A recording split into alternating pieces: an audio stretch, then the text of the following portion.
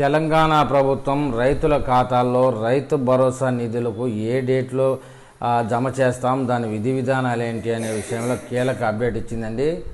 తెలంగాణలో రైతు భరోసా నిధుల కోసం రైతులు ఎదురు చూస్తున్న సంగతి మనకు తెలిసిందే. ఇప్పటికే 2 లక్షల వరకు రుణమాఫీ చేసిన ప్రభుత్వం రైతు భరోసా అమలుకు కూడా సిద్ధమైందని సంబంధిత వర్గాలు చెబుతున్నాయి. ఈ మేరకు రైతుల ఖాతాల్లో ఎప్పుడు రైతు భరోసా నిధులు జమ అవుతాయనే చర్చ జరుగుతుంది. కాగా తెలంగాణ వ్యాప్తంగా ఉన్న రాష్ట్ర రైతులకు భరోసా నిధులు జూలై నెలలోనే అందాల్సి ఉంది. కానీ వివిధ కారణాల వల్ల జాప్యం అవుతూ వస్తుంది. తాజా సమాచారం ప్రకారం దసరా కానుకగా రైతు భరోసా నిధులను విడుదల చేయాలని సర్కారు యోచిస్తున్నట్లు సమాచారం.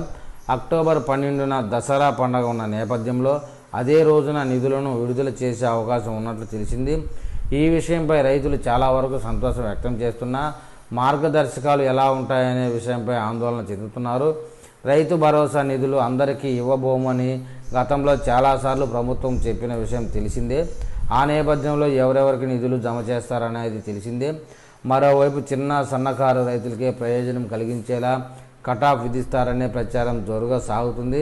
మరి ఆ కటాఫ్ ఎంతవరకు ఉండనుంది, ఎన్ని ఎకరాల భూమి ఉన్నవారికి రైతు భరోసా నిధులు అందుతాయి అనే విషయంపై స్పష్టత రావాల్సి ఉంది. ఈ నెలాఖరులోపు స్పష్టత వచ్చే అవకాశం ఉందని ప్రభుత్వ వర్గాలు చెబుతున్నాయి.